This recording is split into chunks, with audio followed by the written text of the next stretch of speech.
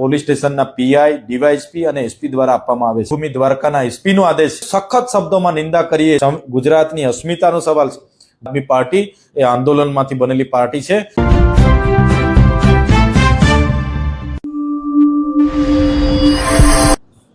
મિત્રો, છેલ્લા 2-3 મહિનાથી અને એમાં ખાસ કરીને માર્ચ મહિનામાં ગુજરાતના અમારા 150 જેટલા નેતાઓ પર ગૃહમંત્રી હર્ષ સંઘવીના ઈશારા પર સેમ પેટર્નની એફઆઈઆરો થાય છે।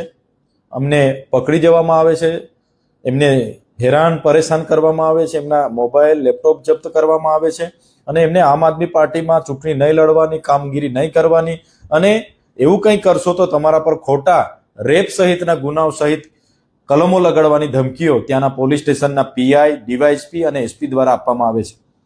તમે જોયું હશે કે ગઈકાલે સાંજે 5 વાગે ખંભાળિયા ખાતેથી અમારા આમ આદમી પાર્ટીના કાર્યકરોને આ જ પ્રકારે પૂછપરછ કરવા માટે પોલીસ સ્ટેશને લઈ જવામાં આવ્યા।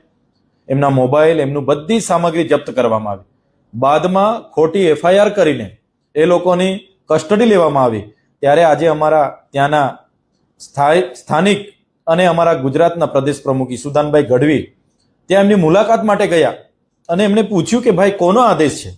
ત્યાંના પીઆઈએ કીધું કે દેવભૂમિ દ્વારકાના એસપીનો આદેશ છે। એસપીને પૂછ્યું કે કોનો આદેશ છે?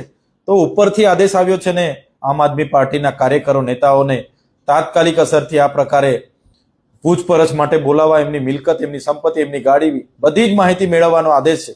અને એ જ પ્રકારે ઈસુદાનભાઈ ગઢવીએ કીધું કે આ લોકશાહી છે। ત્યારે ઈસુદાનભાઈ ગઢવી પર જ ખોટી એફઆઈઆર કરીને એમને પણ એરેસ્ટ કરવામાં આવ્યા છે, જેની અમે સખત શબ્દોમાં નિંદા કરીએ છીએ અને ગુજરાતના ખેડૂતો, તમામ વર્ગના લોકોને કહેવા માંગીએ છીએ કે આ ગુજરાતની અસ્મિતાનો સવાલ છે।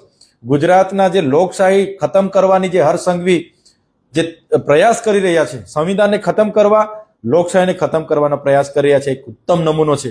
ત્યારે આપણે સૌ સાથે રહીને આ તાનાશાહી સરકાર સામે, એમણે જે ઘોષિત કરેલી ઇમરજન્સી સામે કઈ રીતના આવનારા દિવસોમાં લડી શકાય એ માટે બધાએ તૈયાર રહેવું પડશે। અને પોલીસને અને ભાજપને પણ અમે કહેવા માંગીએ છીએ, અમે તમારા ખોટી એફઆઈઆરોથી, અમે તમારી જેલોથી ડરવાના નથી, અમે એનાથી પણ વધારે તાકાતથી લડીશું, કેમ કે આમ આદમી પાર્ટી એ આંદોલનમાંથી બનેલી પાર્ટી છે અને ઈસુદાનભાઈ ગઢવીને જે એરેસ્ટ કરવામાં આવ્યા છે એની અમે સખત શબ્દોમાં નિંદા કરીએ છીએ અને આવનારા દિવસોમાં એનો જવાબ અમે ઈંટનો જવાબ પથ્થરથી આપવાના છે।